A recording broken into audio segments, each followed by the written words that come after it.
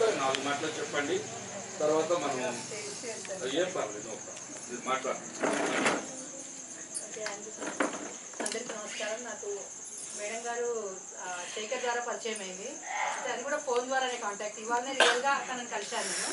ఆమె ఎవరో అని నాకు తెలియదు. ఎప్పుడు ఫోన్ చేసి మేమున్న ఊళ్ళో వీడియో మనుషులు ఉంటే చెప్పండి, రాసి పెట్టుకో లిస్ట్ అని చెప్పింది అనమాట.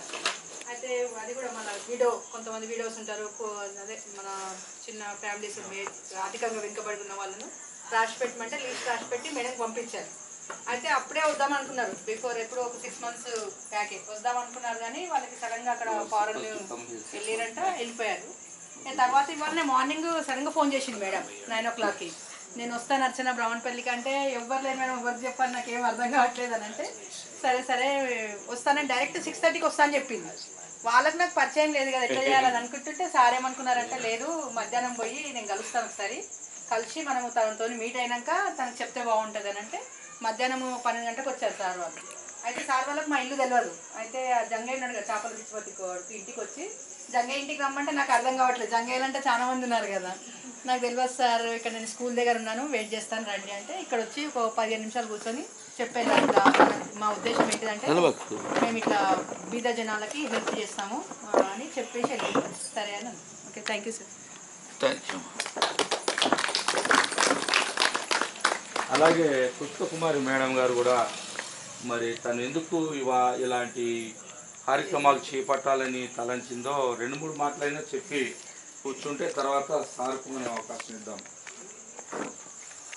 లండన్ నుంచి వచ్చిన సారు మనకి తర్వాత మాట్లాడతారు. ఏంటి ఎందుకు తెస్తున్నాను? కూర్చో. మా ప్రభు అయిన యేసుక్రీస్తు నామములో మీకు అందరికీ ఈ శుభవందనము తెలియజేస్తున్నాను. ఈ సాయంకాల సమయంలో దేవునికి వందనాలు. మొదటిసారిగా మరి ఈ రోజున మరి కొత్తగా మీరు మమ్మల్ని చూస్తున్నారు. ఇది మొదటిసారి మమ్మల్ని మీరు చూడటం. ఇంతకుముందు చాలాసార్లు వచ్చాము, అటు ఆ గుట్టలు వాటికి వెళ్ళి ప్రేరు పెట్టి వెళ్ళేవాళ్ళం, మీకు తెలుసుండకపోవచ్చు. మరి ఏదేమైనా కొంతకాలం అంటే కొన్ని సంవత్సరాల నుండి, దాదాపుగా 7-8 years బ్యాక్ నుండే మాకు ఎందుకో ఈ గ్రామం మీద మాకు దేవుని ప్రేరేపణతోనే ఇక్కడ దేవుని పరిచర్య చేయాలని ఫస్ట్ అట్లా నాకు దేవుని ప్రేరేపణ అట్లా కలిగింది. అంటే అది కూడా ఎట్లా అంటే, ఇట్లా మీలాంటి పేదలే ఎక్కువగా దేవుడు అంటే ఏంటో ఇష్టపడతారు. మిగతా వాళ్ళు ఏంటంటే ఏదో ఫార్మాలిటీగా చేసుకుంటూ వెళ్ళిపోతుంటారు. ఏ అవసరం వచ్చినా గబాన దేవుడికి ప్రార్థన చేయాలనిపిస్తుంది. సరే, ఏదేమైనా దేవుడు అంటే ఏంటో మీకు తెలియదు, జీసస్ అంటే ఎవరో మీకు తెలియదు.